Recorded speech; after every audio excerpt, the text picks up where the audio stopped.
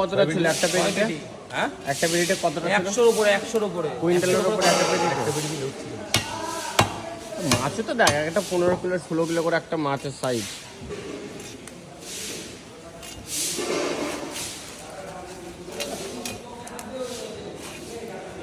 ওই দিক দিয়ে বাড়ি দিয়ে আসছিস না তো প্যাকেট করে করে চলে যা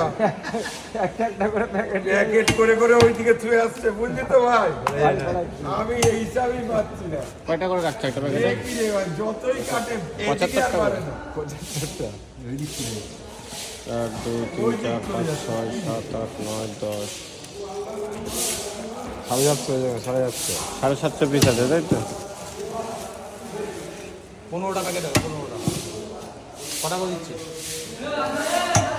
50 টাকা করে? 75